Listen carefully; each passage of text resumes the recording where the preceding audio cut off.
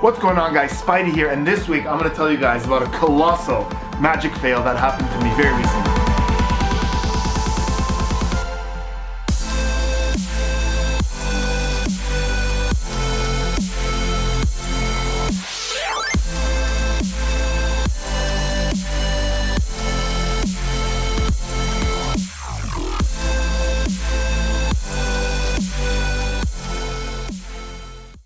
Welcome back, everyone, and first of all I want to apologize for not having posted in a while. I'm actually in the middle of moving. I just bought a house. I'm moving all my stuff, so this might be one of the last videos you see in this space. Super exciting stuff, but I want to talk to you guys about something that happened to me in my last tour, the tour that ended about 3 weeks ago. So the last destination my tour was actually in Panama. I had a show in Panama, and Panama was amazing. I had an opportunity to do some really incredible stuff. I went ziplining in the rainforest, and that was a lot of fun. And I also went to a nature center and I saw a baby sloth, which is pretty much the cutest darn thing in the world. But the story I'm going to tell you happened as part of a tour that I took, and the tour started in these little boats. It was a very small, private, almost private tour. And the boats took us to these islands where monkeys came onto the boat, like wild monkeys, and I was able to feed some of these monkeys. But the story I'm going to tell you today happened at the end of that tour. So at the end of the tour, we went into the rainforest. It was absolutely incredible. And we ended up in a village inhabited by Wunan indigenous people. So this was a small group of people. There was about 40 to 50 of them living in huts. There's almost zero technology, and they are just incredible people. We learned about all the plants that they use for medicine and how they live day to day. And we saw the art that they do, which is incredible. They do two kinds of things. They do sculptures out of pine nuts, which is so incredible, and I have no idea how they managed to do that. And then they do basket weaving, and the basket weaving blew my mind, because as a magician, I like to understand things or how things work, and I had no clue how this was being done. It was explained to me 3 or 4 times, and I couldn't understand how they get those details in there. Ridiculous. Anyways, at some point, the translator told the tribes people that I'm a magician, because I don't think that she knew the word for mentalist, and they wanted to see a couple of things. Obviously, as a mentalist, it's a struggle for me to perform in a different language or to people who don't speak my language, because mentalism is very language-based. So luckily, my background is in magic, so I had a couple of visual pieces. What happened next was a huge learning experience for me. So if at any given point you were to ask me what my favorite piece of visual magic is, it's very likely that I would talk to you about this thing I do with rubber bands. It's a beautifully visual piece of magic where a rubber band impossibly jumps from one spectator's finger to another spectator's finger, and you never touch their fingers. It's incredible. You may have seen me do it in another video on my vlogs. You may have seen me do it on Chris Ramsey's vlogs. I do it all the time.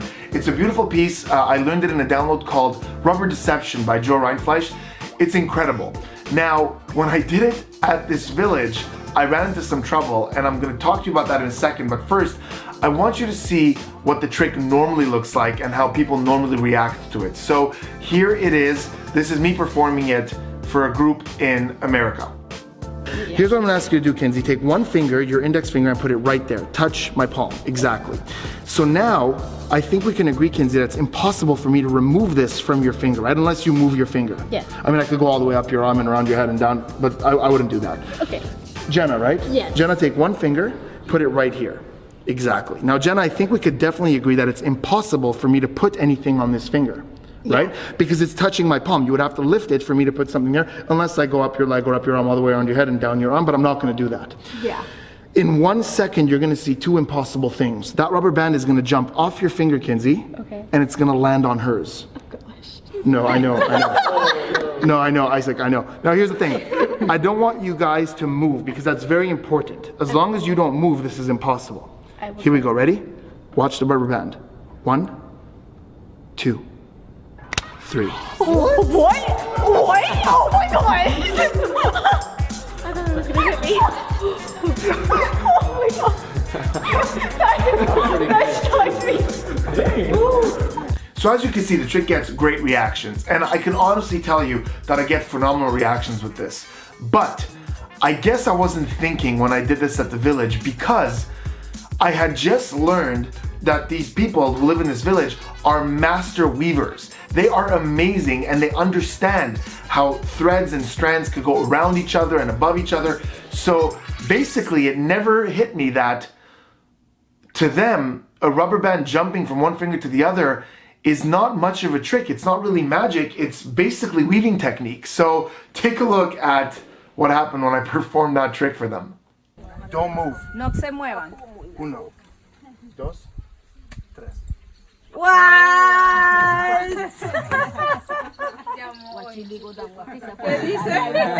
So as you could see, there wasn't much of a reaction. Like one or two people seemed slightly puzzled, but like I said, these people are master weavers, and this to them was like weaving technique. To them it was like, yeah, okay, I could see how a thread would go from one place to the other. They were basically just trying to work it out. That's the other thing about the people who live in these villages, and I'm guessing a lot of indigenous people. Basically, we live in a society where everything's handed to us. When we want an answer to something, we Google it. When we want something done, we go to a store and get it done. These are people who have to figure things out every day in order to survive. So their reaction to magic was very different. It's almost as though their reaction was the opposite of how people react in the Western world. See, in the States or in Canada, when we see magic, our initial response is wonder. We're immediately amazed, and then we bring in the critical and try to figure it out.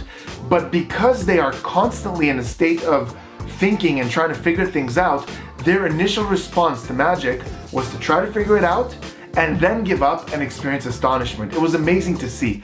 But all that changed with this next piece. I asked one of the girls in the village to grab me a leaf off a nearby cocoa tree. I folded that leaf up and with empty hands unfolded it and turned it into money. Check out what happened. Okay. One leaf. Anything else in the hands? Nothing else in the hands? nada más en las manos. Watch. Nada.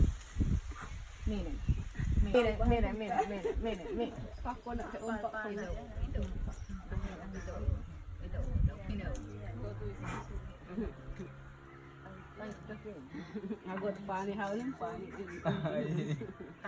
Kemudian kaya balik.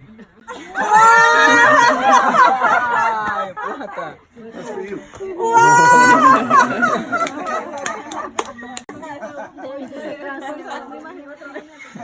The astonishment in this case was instant because they know for a fact, they don't need to think about it, that a cocoa leaf cannot turn into money. So it was an incredible experience for me to see how two pieces that I normally do for great reactions, one of them felt completely flat in this world and one of them killed as consistently as it does when I do it over here for crowds that I'm more accustomed to. Anyways guys, that was my story. I hope you guys enjoyed watching me perform for a very different but interesting group of people. And I want to hear from you, whether you're a magician or not. Have you been in a context in your life where you had to do something for a very different or diverse group and you found that the response or the reactions were different, and did you have a hard time? Did you find a way through it? Tell me your stories because I'm fascinated by this kind of thing. My degree's in social psychology, so I love stories like this. Tell me in the comments. Also remember, I'm here for half an hour to answer your questions about anything, so let me know what you want to know in the comments. Thanks for watching. I'll see you next time.